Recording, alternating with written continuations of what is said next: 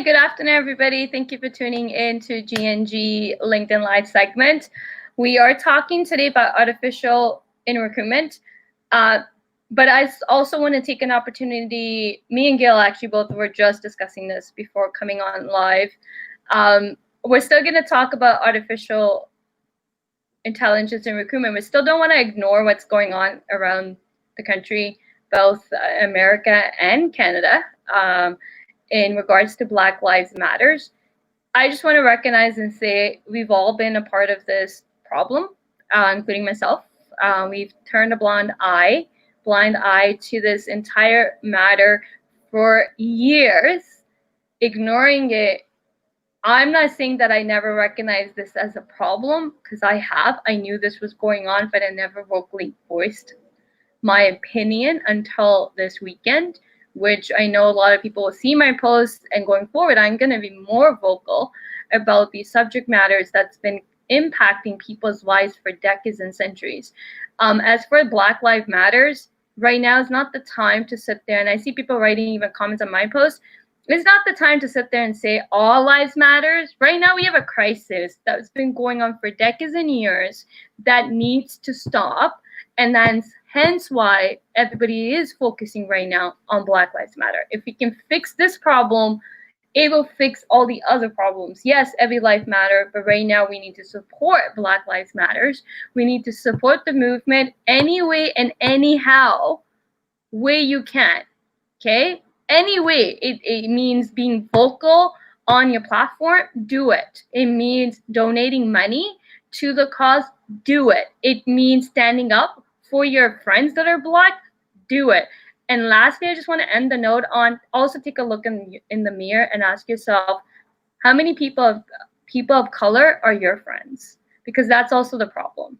If you don't have diversity as friends, then you are also part of the problem. If you don't have Black people as friends, you're also part of the problem. And also organizations, you need to also take a look in the mirror and ask yourself, well, are you going to be providing a solution to the problem, or you're just gonna jump on the bandwagon of let's talk about Black Lives Matters and create all these content now around it. But my greater message to you is you need to look deep inside your organization and change things.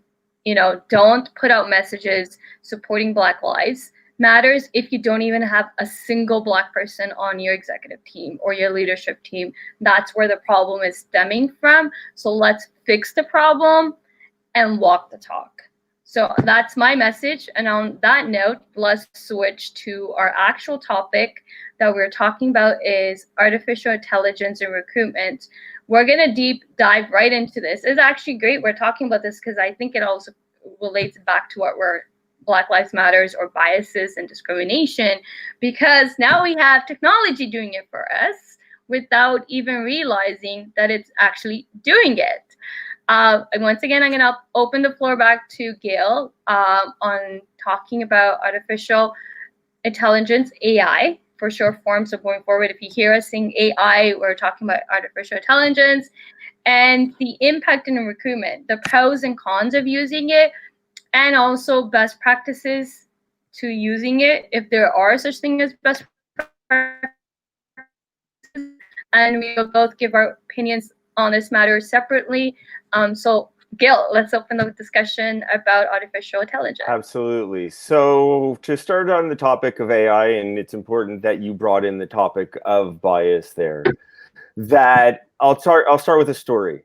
That a few years back, Amazon created a recruitment platform using AI. I don't know all of the details of it, but I just know that that's what they built. And then after a while, they realized that the AI was learning to be biased against women, that it was actually eliminating women's candidates. It was devaluing if it said I was on a women's basketball team. It devalues that relative to just a basketball team that would be in the resume.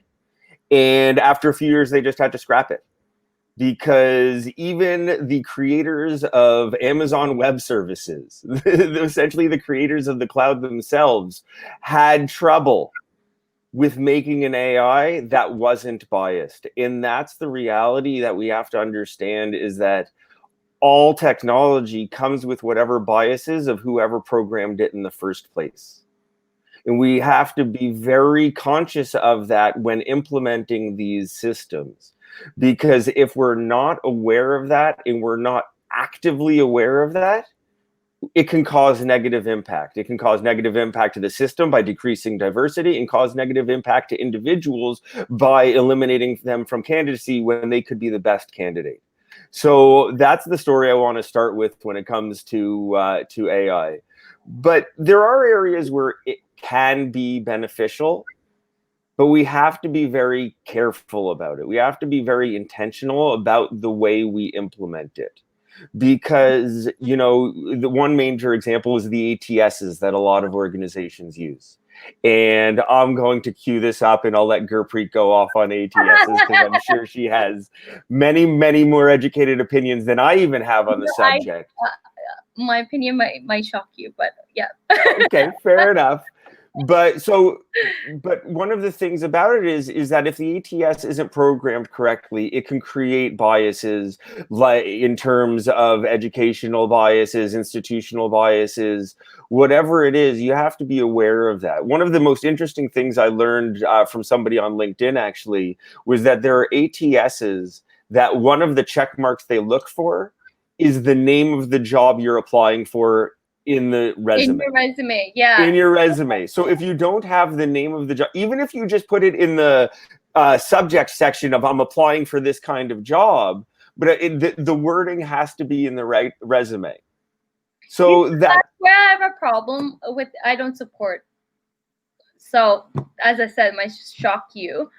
I don't support, and I know people out there might disagree, but again, this is just my opinion. I don't support ATS in hiring. I don't support. I'm not 100% supportive of AI either. In recruitment, only maybe in one incident. I think it was Tesla who implemented this. I was reading an article a few years ago, and that's where I do support AI. Was they had I think it was a mechanic test or something to work on the car. So that's where they used AI, was a technical assessment test, and that's where they used the AI. Basically, you're sitting in the car, and the car told you, and the system would tell you, okay, now do this, take this action, or pop the hood and look for this, right? And that's where I do support it, right? But even with the ATS, and the problem is the point you brought up about the job title. So then in one aspect, we're telling candidates to lie. And that's where I have a problem with. Because one aspect, you are making candidates lie on their resume to change the title for it to match your job posting, because your ATS is now only going to scan for that same job title. But then the LinkedIn titles are going to be different because, yeah, they're not going to now publicly advertise the wrong title if their company has it called something else, right? And then what ends up creating it without even knowing, you're like, I know when I do recruitment, yeah, I look up the candidate's LinkedIn, right? And now if I look at the resume and look at the LinkedIn, I'm a little bit confused because the titles are saying something else on the resume. The titles are something else on LinkedIn, but we are forcing candidates to do well, this. they have to game the system, right? I don't use ATS. To me, it's not my best practice. It's not my go-to solution when it comes to recruitment. I'm very mindful when it comes to technology in hiring because of all these glitches.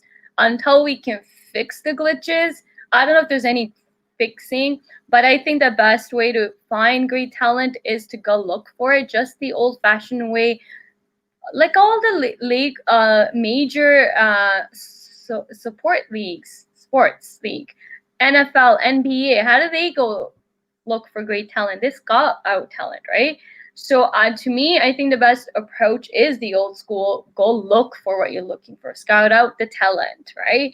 Instead of relying on technology. I think we're becoming too dependent on technology, and it's creating unknowingly it's screening out candidates, and it's creating the biases to happen in recruitment unknowingly. You're not aware that it's happening, but it is happening.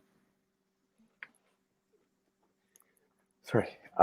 Yeah, no, it's interesting because, like I said, that the biases are being implemented by the creators. And so one of the things that I talk about with clients all the time when it comes to any technology they're implementing is to understand that the technology is just a tool to solve a problem. Well, you have to understand what that tool is doing, but before that, you have to start with understanding what is the problem you're truly trying to accomplish. So one of the things that you and I think it was when we were talking last week, that we were having a discussion around why people would use it. And I was saying that I understand the use case for it from the recruiter's perspective, from the HR person's perspective. Because what it does is that it speeds up their time to certain KPIs. Right? If you're being measured on how many resumes can you assess in an hour, well, now I can assess thousands of resumes in an hour because I have this tool that will allow me to do it. Will it allow me to assess those any more effectively? Will I bring in any higher quality of candidates? That's a different question. But the reality is that you have to start with that question. You have to start with the understanding, why am I using this tool and what is it actually going to solve for me? And conversely, one of the things that a lot of organizations don't think of is, what is it going to apply for me? What kind of processes is it going to force me into that we didn't do before? What kind of decisions is it going to make that I didn't necessarily want it to make, right? Like, I didn't personally care that previously they had this job or not, but this new ATS is telling me it has to be in the resume. I didn't care about education before, but this ATS is telling me it has to be there, right? Or it's suggested, whatever it is. There are ways that you'll be screened out now. Again, the unknowing biases are being created. Now you're being screened out because you don't have. So let's take HR, for example. If you don't have in Ontario, if you don't have CHRP, CHRL, you're being screened out. Like, I don't have it, but I have other credentials. I have other HR certifications, but I will be screened out of this ATS because I don't have CHRL or CHRP. So yeah, like, these systems can screen out great talent, and like, again, unknowingly it's happening, but you have to be aware that it's happening. Can't turn a blind eye to the matter that it's not. You can't sit there and say that these things are not happening, right? Absolutely. So you have to be aware that, when you're gonna adopt any type of technology in HR, in hiring, you have to keep in mind and be mindful of these things, that it definitely will. In the end of the day, it's a machine. You're telling the machine what to do, right? It's programmed. You, as an end user, like, I explain ATS in one simple way, is like Excel. When you're sorting through and filtering through hundreds and hundreds of data thrown in, in the end of the day, the end user is telling it what to do with the data, right? The Excel can't be you can't put formulas. It's not going to automatically do the work for you. You're going to tell it what to do, right? And same thing with ATS. As an end user, we're telling it what to do. We're telling it to look for either be education, credentials, and all that stuff. So yeah, the machine is going to screen out candidates the way you tell it to screen it out for you. And hence, a lot of great talent is just kind of like just being overlooked with the ATS. Well, yeah, and it's perpetuating people lying on their resumes, because once people know that the ATS is looking for certain keywords, certain data, well, I'm just going to make sure that I have that. I'm just going to game the system. I know that if I adjust my resume based on whatever the job posting was, I'm going to have a better chance at getting in. I might not be a better candidate, but I'm better at applying because I know how to work the system. But a lot of people are, there's the tons of videos out there, right? Again, now you're forcing candidates to cheat the system, right? And there's tons of way to, even I teach this one hack. Well, hey, here's a hack to get your resume past the ATS. There's tons of hacks. Yeah, there are. And people, again, which is fine, right? Like, you got to do what you got to do to get yourself in front of a human eye. Speaking I don't fault candidates for having to game the system. Career coaches, anybody like that, resume coaches, anyone like that. If you're not telling them how to game the system, you're not telling them how to be successful, unfortunately. Exactly. That's the reality. But the problem in the first place is you have to game the system. There's a system that needs gaming, that it's all technologically based in this forum. We're not talking about the biases in recruitment we were talking about last week, but just specifically about the technology that you have to work around in order to get yourself seen. Yeah, and I have an IT degree, so I'm all for technology. So don't get me wrong when I say I'm not for technology. I am. I have a degree in IT. I'm all for technology. I think it does a lot of ways. It does make things efficient, streamlines processes, eliminates the manual errors and all that stuff. But we also have to be mindful of when and how to use it. You can't just, for recruitment, you can't just rely on technology. For example, in my career coaching program, I had a candidate, my client shared the story, and that's where I draw the line here. She was being interviewed by a company that is using AI, and guess what? The AI process isn't just in the preliminary first stages of interviews. They're using it all the way to 3 rounds of interviews are all done through AI. So you don't see a human person. You don't talk to a human person until the 4th interview.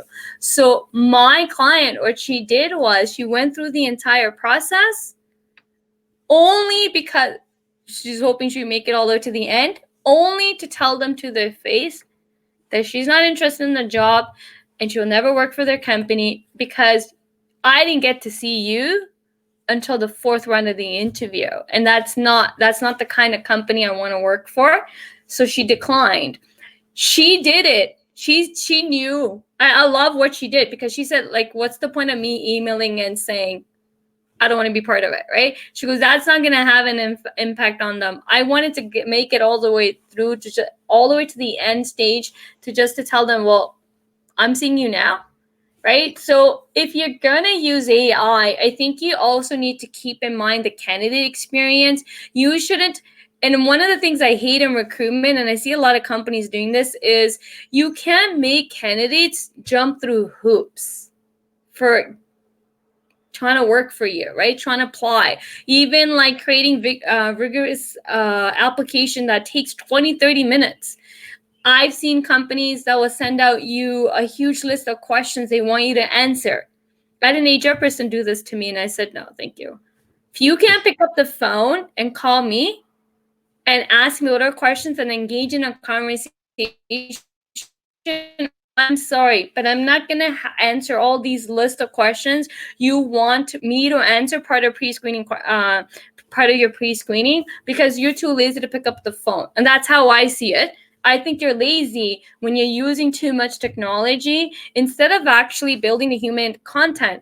Just like you are looking for the right fit for your organization, so is the candidate. Why are we forgetting the candidates here? Why are we using so? How would you feel if the candidate used technology to answer? Yeah, I'm just sending a chatbot to the interview. Yeah. then what happened? I'm really happy you brought up that aspect, because I was going to bring it up myself anyway, which is around candidate experience. Because there's 2 sides to all of this, which is, sure, there's the HR person or the recruiter's experience in terms of, oh, I can get through these things more quickly. It's easier for me. I can fulfill my KPIs more quickly. My job is done more easily. And we can talk down the incentive path and organization and job design, and that would be a whole other soapbox I could get on. But the reality is that when it's talking about these AI, it is really important to understand, what is the candidate's experience? Do I feel like just a number? Do I feel like, oh, just, I had this interview with them and the person just pressed a button and now I get an email from an ATS with dear first name, thank you for attending this interview, et cetera, et cetera. Because people are looking at it. One of my favorite analogies, I know it might be seeming a little cheesy, but one of my favorite analogies when it comes to hiring is around, it's similar to dating. But and the reality is that if one side puts no skin in the game, who's going to make that commitment? If I'm sitting here and I'm making all the effort and you as the recruiter and you as a hiring manager do absolutely nothing but expect me to jump through hoops for you, that's a terrible candidate experience, and you'll have a lot of people go through the process to deny you at the end. Yeah, but it's really disrespectful. It is, and try addressing this with companies. Their feedback would be, well, candidate wants the job, right? That's a lot of people's mindset. To when you try to address these issues, is a lot of people's mindsets, even including hiring managers. A lot of people have this mindset.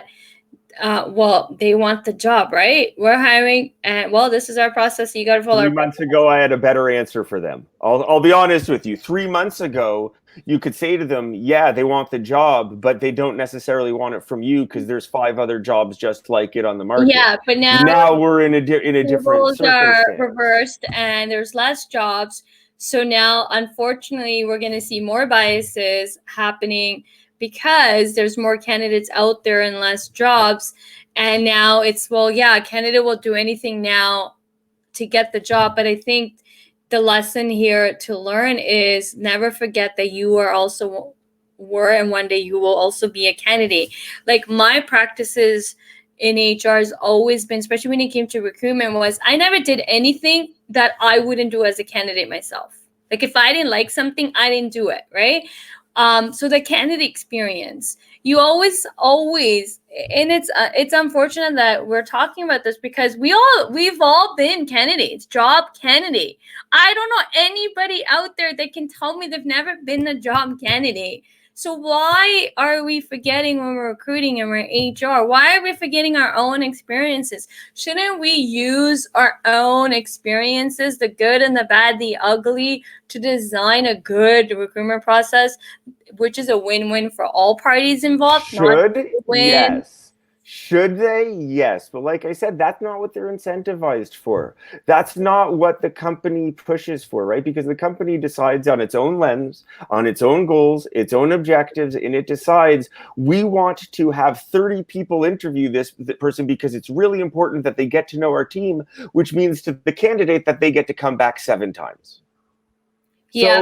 So all they cared about was what the company wanted, what they wanted, that I want to find out from you what you can do for me. Whereas there are a lot of companies, especially over the last 2-3 years, that have wised up about that, have recognized the dating aspect, that it's just as much about the candidate learning about the company as it is the company learning about the candidate.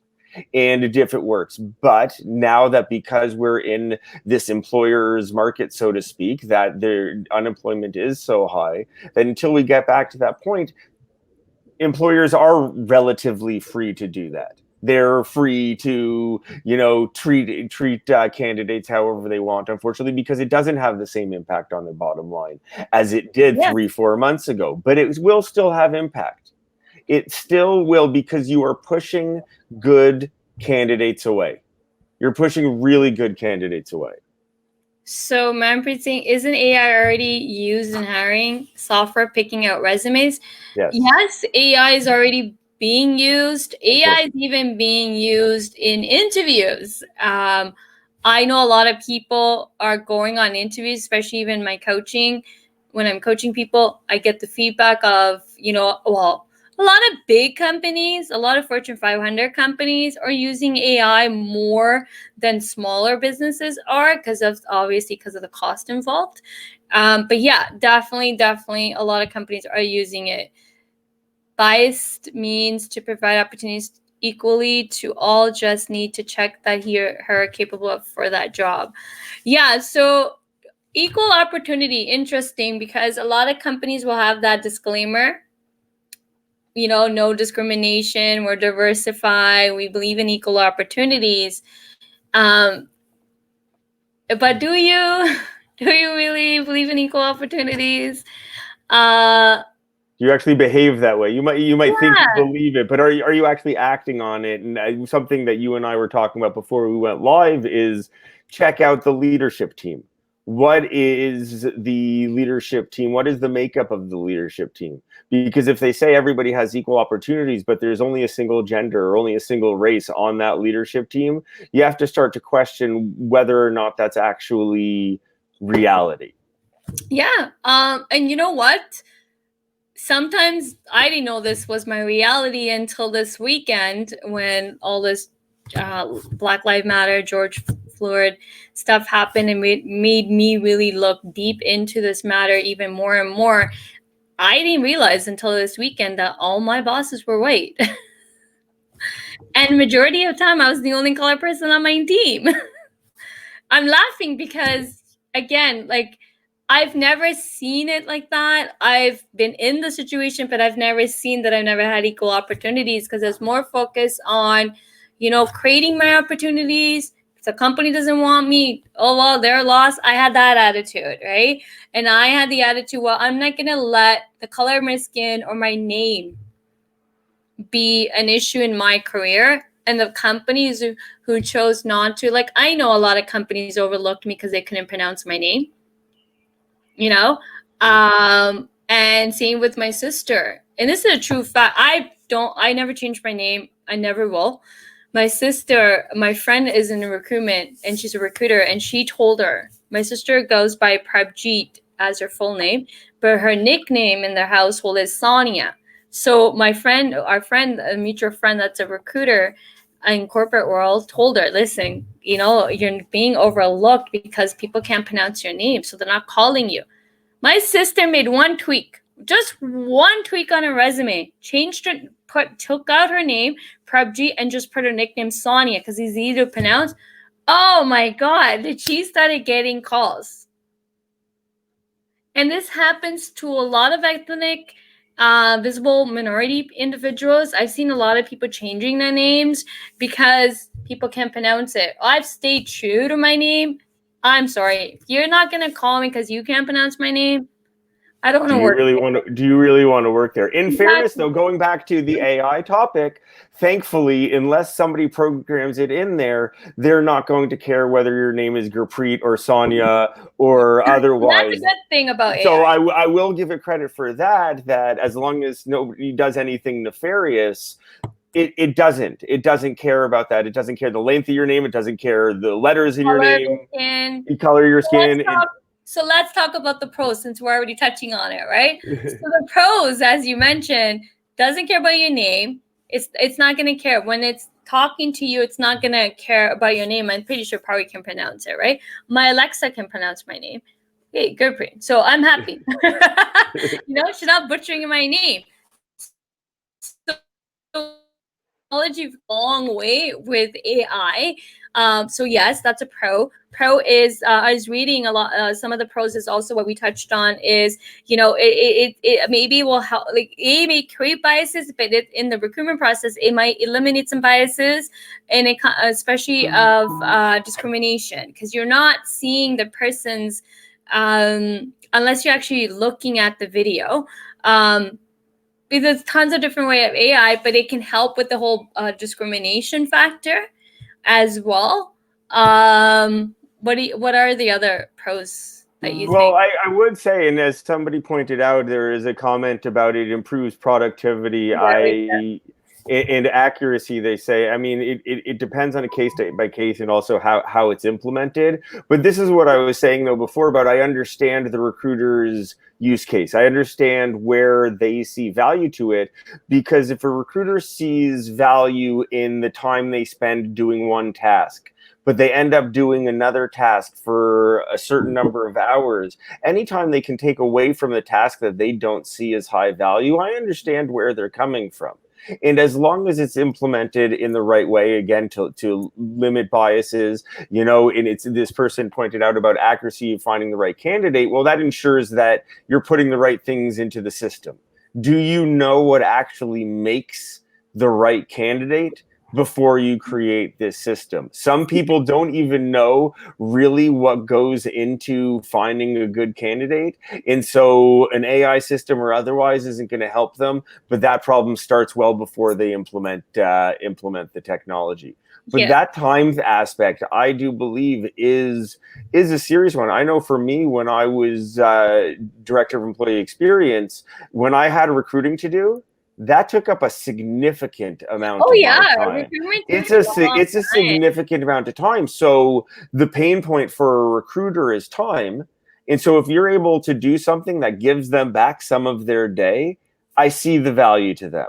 And only though if you're able to do it in a way that doesn't perpetuate biases, do it in a way that you are actually finding candidates that are right for your system, whatever that means, because different candidates, we have different needs, different companies have different needs. So I don't want to question the fact that there are significant improvements, as well as with chatbots, because chatbots can help people if for simpler questions. Just on the careers page, I've seen it implemented a lot of times, can save people time.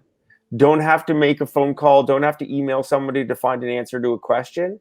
And then they can either find this is or is not a role or an organization that I want to apply for. But that's more for really basic, simple things. General questions, I was gonna say, it's probably just more basic general questions. But it's the kind of thing that if a recruiter finds themselves answering the same question over and over, and you put it into the chat bot, that saves everybody time. I actually like the chat box. I'm not gonna lie. I like the AI in the chat box. I think it adds to the experience. Nobody expects you to be around 24/7, and that's where you can leverage technology the 24/7, because the technology can be there 24/7. So I get the speedy answer as a candidate. You get the speedy answer. I don't have to send an email. I don't have to call somebody. I don't have to put myself out. I get the answer. Boom, like that. And back to candidate experience, you're right. That is good candidate experience. Yeah, that's a good candidate experience. So I would say, to ending remarks is the best practice around if you're looking to implement it, is you want to look at all the things that we just touched on in the last 30 minutes. Is that you want to make sure that, I'm not saying you can bulletproof it. There's no such thing as bulletproofing anything, but at least be mindful of some of the hiccups or problems. Like, as you point out, Amazon didn't realize the ATS was screening out, if a woman put down women's baseball, that it was ranking it lower and is screening it out, versus if they just put baseball. These little glitches is something I would say before you implement it, be part of the implementation, be part of the testing phase. Test multiple types of resumes, test multiple types of candidates. The interviews test people already in the company.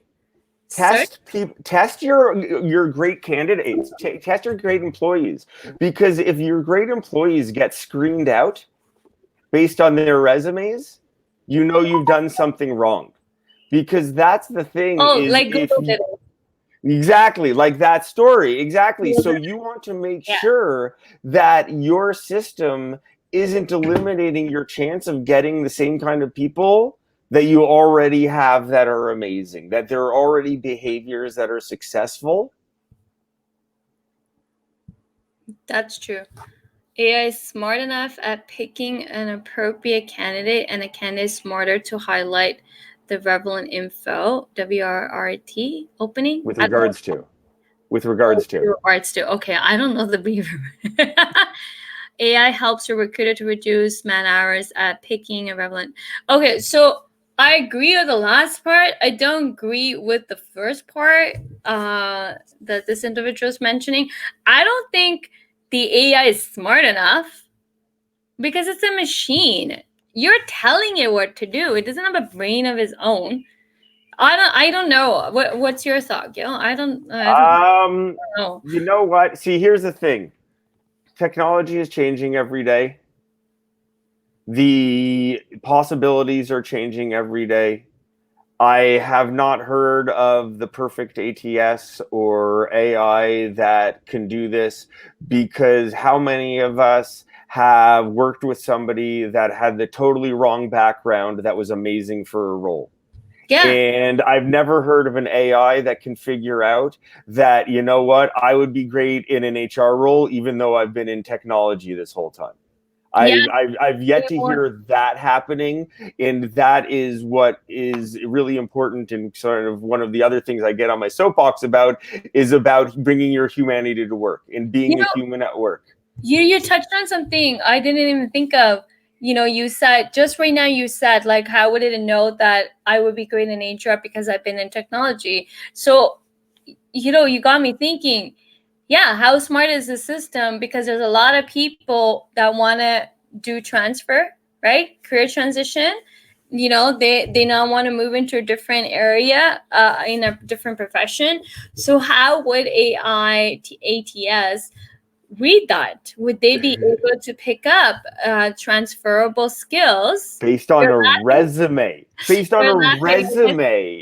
I'm sorry, but I don't see how that is really feasible. But I think that's where a lot of other challenges are coming up, because I've seen a lot of people that are looking to change careers are struggling because, well, I'm not getting interviews. Yeah, I'm highlighting my transferable skills, but I'm not getting interviews. Yeah, if they're going to rely, a lot of people rely on online, like job boards, online methods. 98% of job seekers only rely on online. Yeah, it creates that barrier. So yeah, I guess, yeah, no, it is not smart enough to pick up a great candidate. I would disagree there. Definitely disagree with that. But okay, so we're over our time. Just to sum up, we're not saying don't use AI or ATS or any type of technology in recruitment. We just want to say know the pros and cons of it. Address the cons, definitely. Figure out, test your systems. As Gail said, test it with your current hires, your top talent hires. Would your system screen them out if they were a candidate? And if your system does screen them out, then you got a problem to fix, right? So identify the problems, testing. No system is perfect, but the more testing you do, I think the more aware you'll become of the potential problems with your screening process. If you use AI, if you can pick up the problem, you'll be able to fix the problem. But if you're just going to turn a blind eye and think, okay, there you go, AI, you're going to do your job and everything's fine and dandy and there's no hiccups, no problems, I'm going to get the best candidates, it's going to save me time. I'm not saying it doesn't save time. Definitely somebody who's done standalone HR roles, definitely, recruitment's a huge chunk of, especially even in the standalone position, takes up a long time. And yeah, definitely, there's pros and cons to each technology. You just gotta keep on top of your testing, testing the system out to ensure that you are not unknowingly creating candidates and good talent isn't being screened out of your systems. Because trust me, a lot of great candidates are being screened out of the ATS, out of your AIs, because unknowingly. I know so many stories around this, that it's happening. So just be mindful of that. There's always great benefits of using technology, but let's not overlook the cons of it as well. Gil? And the last thing I want to add on the subject is really, I want to reiterate, know what makes a great candidate. That's where it all starts.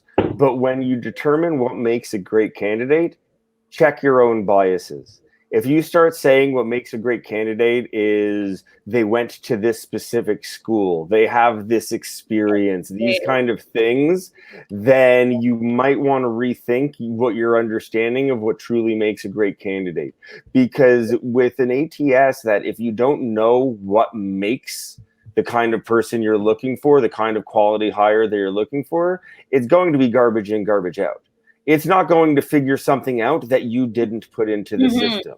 So if you don't know what it means to be a good salesperson, good financial rep, whatever it is in your company, figure that out before you start investing in any technology, because then it could just lead you further astray. Definitely. Great point. So on that note, we will end our today's session on AI in recruitment. We will be back on Thursday, same time, 12:30, but we're switching things up. This Thursday, we're going to actually do live Q&A. So send us your question. Later today, I will post something where you can write all your questions. We're trying to figure out a form to use because we know it's HR/employee experience. And these are sensitive topics. You may not want to publicly ask your questions, so we're aware of that as well. So we're putting a form together that you can go fill out anonymously, ask your questions, and we will answer all your questions on this Thursday. Keep in mind, it is related to HR and employee experience only, nothing else, because that's our subject matter expertise, and that's what we're going to focus on. So as a company, as an organization, HR professionals, anybody that's responsible for even building company culture, diversity, inclusion, all that great stuff that comes in the package of HR these days, ask your questions. Join us 12:30 p.m. Eastern time. It is lunchtime, or at least in Ontario. We're in Eastern. If you're in EST, Eastern time, you're on benefit because it is around 12:30, which is kind of like lunchtime. So hopefully you guys will like the live Q&A. So this Thursday, we've decided to do a live Q&A, answer any questions you may have. So join us on Thursday at 12:30 p.m. and look out for my post where you can also send your questions anonymously to us. Thank you for tuning in. Enjoy your afternoon, and we will see you on Thursday. Bye.